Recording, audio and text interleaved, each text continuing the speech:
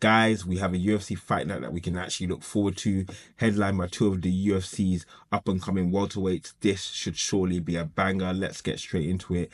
Ian Garry versus Carlos Prates, two fighters who have an immense amount of talent, ability, have, really built themselves up in the UFC, and I don't think they're too far away from title shots, if I'm being honest with you. But whoever wins this will put themselves in a great position. Carlos Prates, again, is someone who I love to watch. Ever since he's come to the UFC, he's been banging. The fighting nerds are taking over the UFC at this present moment, and probably headlined by him. He has been absolutely amazing. He's not here for a long time. He's here for a good time, as you can see from his record. Headlined by the win against Neil Magny. Beating such a legend in such a fashion just shows the ability, the power. He has some of the longest arms you would see in the UFC. I mean, seriously, the man is very gangly. He's very long. Ian Garry, who normally has a good reach advantage over his opponents, won't have that against Prates, and it's going to be a clash of styles. Honestly, Ian Garry, yes, he can knock people out. He's trained to advance his submission game, but I just don't see him being the same fighter as Prates. I just don't see it. You can see in his most recent fights, the last four have been by decision, and again, not to knock any of those, because you're beating quality opponents such as Michael Venom Page, Jeff Neal, Neil Magny, all of these people he's beaten. And you've got to give him his props because he's beaten them, but they have taken him to the distance. And even he took Shavkat to the distance. It's not to knock on his talent, because he's very, very talented, and he has the fighting style which can win a fight like this. If Prates can't get him out of there in the first 2-3 rounds, Ian Garry's got the perfect style to take this the full distance and to win, and probably win quite comfortably, if I'm being honest with you. So it's a clash of styles. Who's going to get to who first? I'm leaning towards Prates, if I'm being honest with you, and it might just be a light jumping on the hype train, I'm not sure, but I'm really enamored with his fight style at the moment. But this will be a different level. This will be a different caliber of opponent that he's faced as of recently, and probably in his career, because when you look at Ian Garry and you look at what he's done in the UFC, it's nothing to be sniffed at. He is 1 or 2 fights away from being in that title picture once again. And Prates, if he can take a scalp like this, will be absolutely amazing. It's not going to be easy by any imagination. Yes, Ian Garry will have the height advantage. Prates will have the reach advantage. And I believe, if you're asking me who's the better technical striker, Ian Garry is probably the better technical striker. Who's the better banger?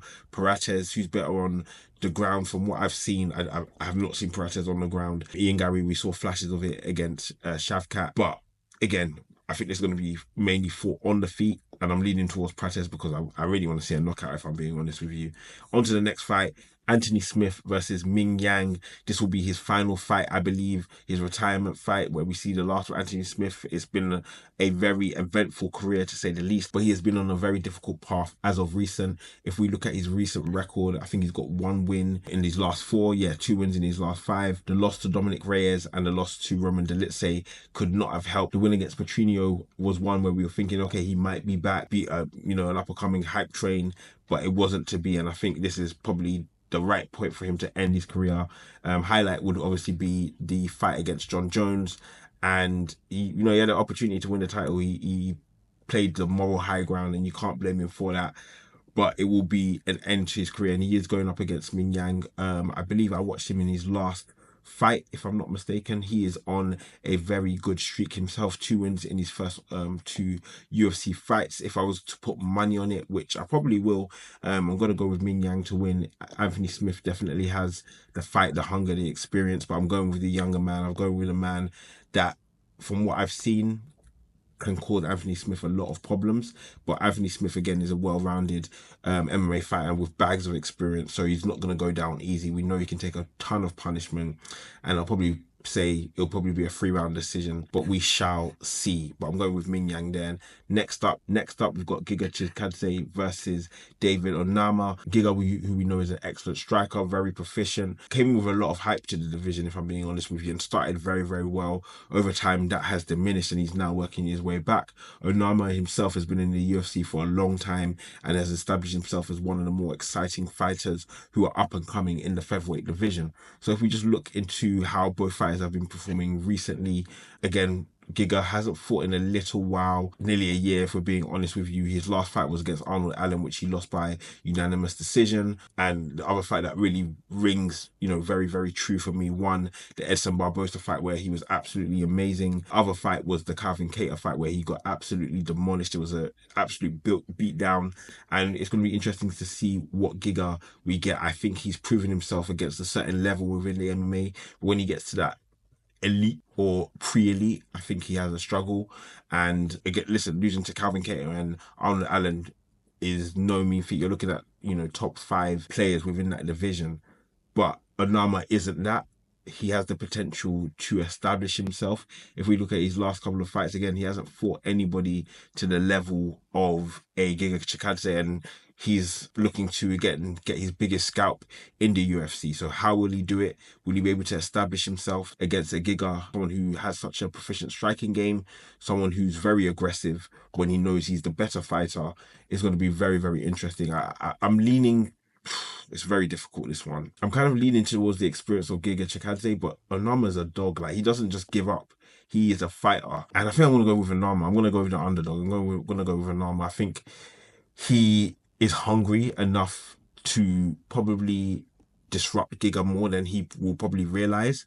And I don't think he's going to just lie down, but he has to get off to a fast start. I've seen Onama in a couple of fights get off to a really slow start and take unnecessary damage. He needs to prevent that in this fight for sure. Up, Michel Pereira versus Magomedov. This is a fight where you're seeing fighters who need to establish themselves. Michel Pereira, who was on an absolutely amazing run, that did come to an end with the loss to Fluffy Hernandez. Unfortunately for Pereira, he needs to build himself up, and it's going to come against Magomedov, who has been very, very impressive in his last 2 fights. The submission and the unanimous decision victory, I think, just put into perspective of what he's actually able to achieve. The losses to Kai Bukalio and Sean Strickland were definitely less than desirable, but those are 2, again, of the elite of the division or higher up in the division. Michel Pereira has always been in the middle of the pack. I think when it comes to Magomedov, he is someone who is very, very tall. He fights with that size and that reach very, very well.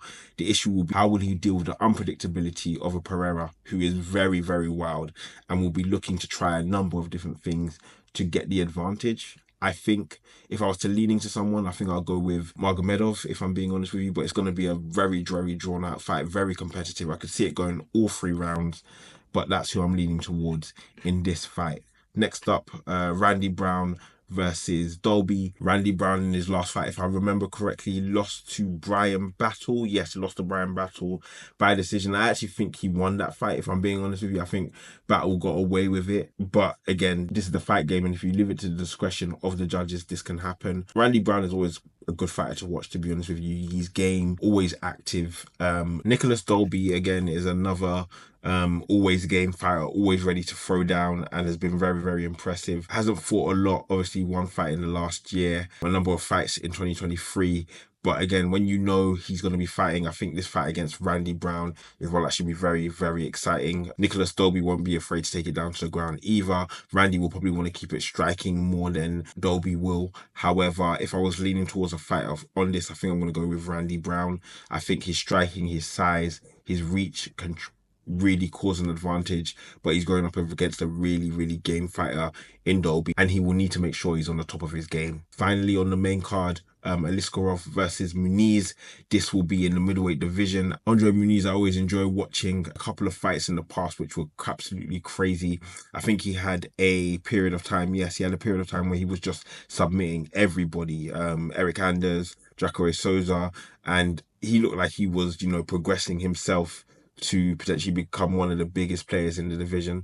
He has had his momentum stopped in a number of fights. The submission loss to Brendan Allen, and also the KO loss to Paul Craig. I mean, not many people get knocked out by Paul Craig, no offense, so that can definitely knock your trajectory. However, this is a fight where he's going to have to come up big, because you're coming up against someone in Iskarov who is very, very game. Very, very game. He's only been stopped once in the UFC, and that was by Robert Whittaker. Many men have fallen to Robert Whittaker, and he was no different. Came up against a very, very game Whittaker, someone who was firing on all cylinders. And so this is an opportunity for him to re-establish himself against a stalwart in the division, and then really establish what he can do in this division, because I believe from watching him, he has the ability to be a top 5, top 6, top 7 fighter, consistently going up against some of the best in the division.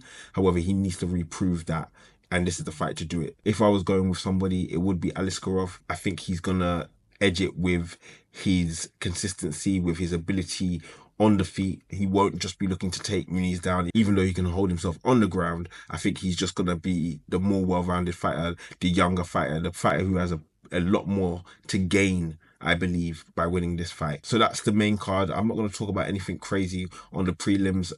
Seeing Snell on the prelims means we're in for a banger. Looking forward to that. Gutierrez as well. That should be a good fight. Blackshear. I'm just trying to think if there's anybody else. Vienna as well, that should be a really good fight. For us to look forward to Edwards, who I've actually enjoyed watching in the past. She's always putting good performances. So a number of fights looking forward to this weekend. Guys, hopefully you are too. Make sure to leave a like, comment and subscribe. Let me know who you've got in the main event as well, and what you think about my main card predictions. I'll catch you soon. It's been EDA. Peace.